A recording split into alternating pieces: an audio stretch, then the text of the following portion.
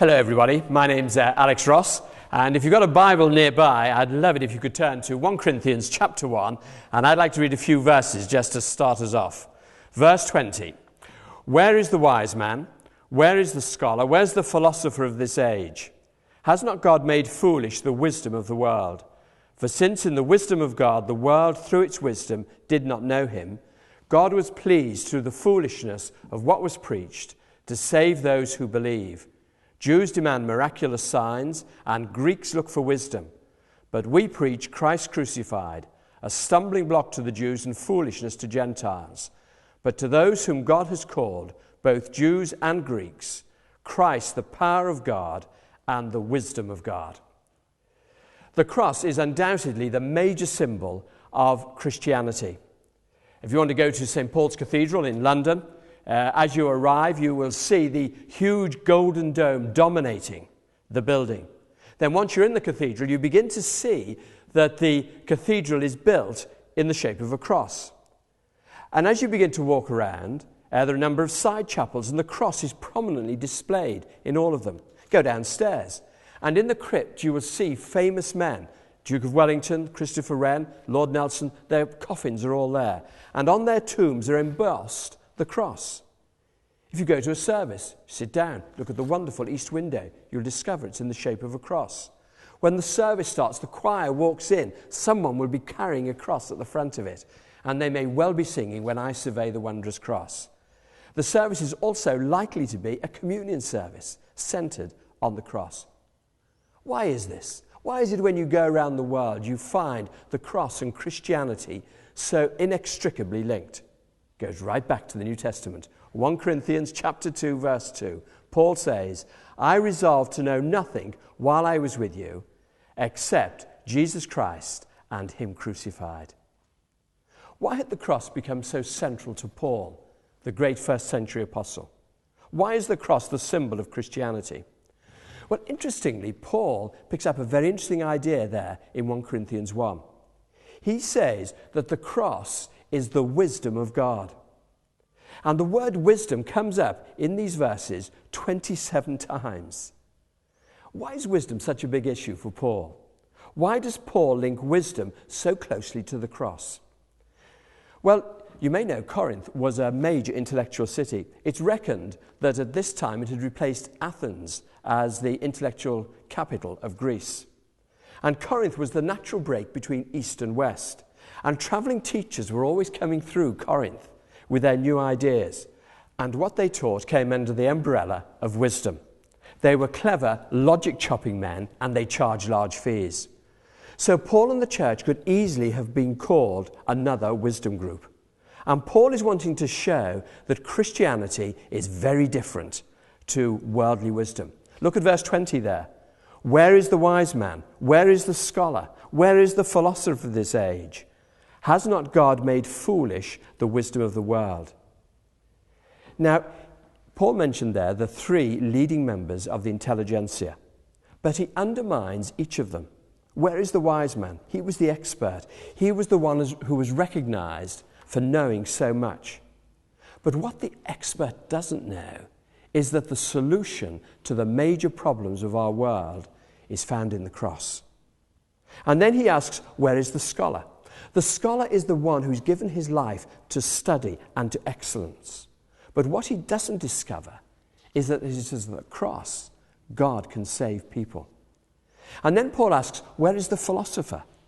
The big thinker, the one who deals with the issues of life.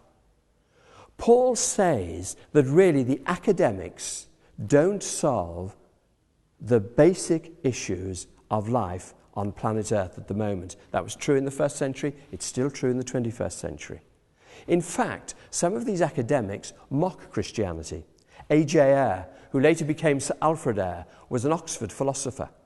He was especially scornful of the cross. In an article in The Guardian, this is what he wrote: "Of all historic religions, there is a strong case for regarding Christianity as the worst. Why? Because it rests on the allied doctrines of original sin and vicarious atonement, which are intellectually contemptible and morally outrageous." Now, what does God think of these intellectuals and academics? Verse 19 gives us the answer.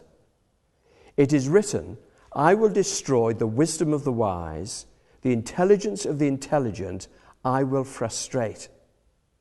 God is basically telling us that humanistic education is going nowhere.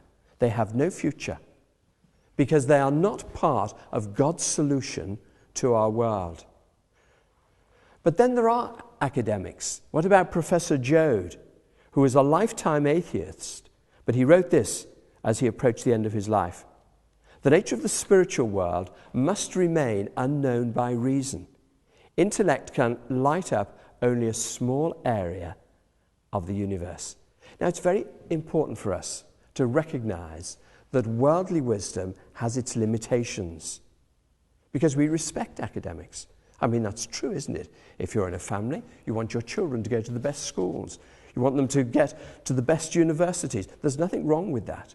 But ultimately, it doesn't give our children what they need. At the end of their lives, when they're carried into their own funerals with their PhDs and their MAs, when they make that final journey alone into the future, the real question is, do they have God's wisdom? Do they know God's wisdom? Do they understand God's wisdom? Look, all the wisdom of the world is not going to help anybody solve the biggest problem. Because there's no bigger problem that our world faces than what the Bible calls sin. In fact, if we're trusting in the wisdom of this world, we're in trouble. As verse 19 says, I will destroy the wisdom of the wise. Verse 21, for since in the wisdom of God, the world through its wisdom did not know him.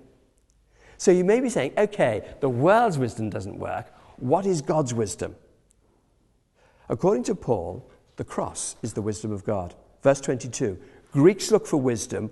We preach Christ crucified. Now you may say, but surely people are going to think the message of a man being crucified is foolish. Very strange idea. Well, Paul would agree. 3 times he says that. Look at verse 18. The message of the cross is foolishness to those who are perishing. Verse 21, God was pleased through the foolishness of what was preached to save those who believed. Verse 23, we preach Christ crucified, foolishness to the Gentiles. Look, Paul realized that it can sound stupid to our world, God's wisdom. So what is God's wisdom? Well, thankfully, Paul gives us the answer, because I doubt if I could have worked it out myself. Go down to verse 30. This is what he wrote. It is because of him that you are in Christ Jesus, who has become for us wisdom from God. That is our righteousness, holiness, and redemption. Great text that, isn't it? John Wesley said this was his favorite text when he first started preaching in the open air. This is what he wrote in his journal, July the 17th, 1739. I wrote to Bradford, 5 miles from Bath. Some persons had pitched on a convenient place on the top of the hill under which the town lies. And there I offered Christ to about 1,000 people for wisdom, righteousness, sanctification, and redemption. That's the text he preached on. So what is the wisdom of the cross then? Well, Paul tells us in this verse. He says that the cross gives us righteousness, holiness, and redemption. Things we can never achieve. No matter how clever we are, no matter how religious we are, we can never achieve those things. Only the cross can do that. And surely, this is what we need, isn't it? To be in a right relationship with God. Because that's what these things are. Righteousness, holiness, and redemption. And Paul says that these things happen through Christ crucified. And in a way, Paul is giving us the 3 tenses of Christian salvation. Righteousness, holiness, redemption. And Paul says this is the wisdom of God. Look at the 3 stages. God's wisdom is righteousness. At the cross, we were made right with God. We were justified. The penalty of God's judgment was removed. This planet is in the darkness. We're under judgment. We need setting free. A few weeks ago, I got a parking ticket, and the fine was £40, totally justified. I was 4 minutes late. But I appealed, and gave some reasons why. To my astonishment, I got a letter from the council which said this: as such, the council considers the matter of this note is closed, and you need take no further action. That's what the cross does. We need take no further action in terms of being right with God. Jesus Christ, when he was crucified, did it for us. He took our place. He took our sin. He took our judgment. That is our righteousness. We're totally right with God. But then notice, the cross not only gives us righteousness, but holiness. That's what's going on now. God is making us holy. What does that mean? Well, it means we're being saved from the power of sin. You see, we don't just go to the cross when we become Christians, but we stay there as Christians. It's the blood of Christ which goes on cleansing us from sin. John Owen, the great Puritan teacher, wrote, "His blood is the great sovereign remedy for sin-sick souls. Live in this and you will die a conqueror. Yes, you will. Through the good providence of God, live to see your lust dead at your feet." Can you see what John Owen's saying? It is the blood of Christ which kills the sin in our lives, not our effort. That's the wisdom of God. We can try and make ourselves holy. We can try and make ourselves better, but the cross will do it. Christ. It's blood. And then the final thing the cross does is it brings redemption. On the final day when Christ returns, we're going to be redeemed from the presence of sin forever in our lives. Our sin will be taken away. That's wisdom, isn't it? That's the cross. Brilliant. Saved from the penalty of sin, so we are righteous. Saved from the power of sin, so we are holy.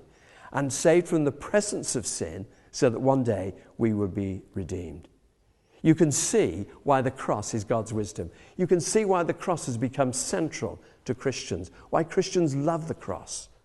Because through the cross, we're given those three things which we can never achieve ourselves: righteousness, holiness, and redemption.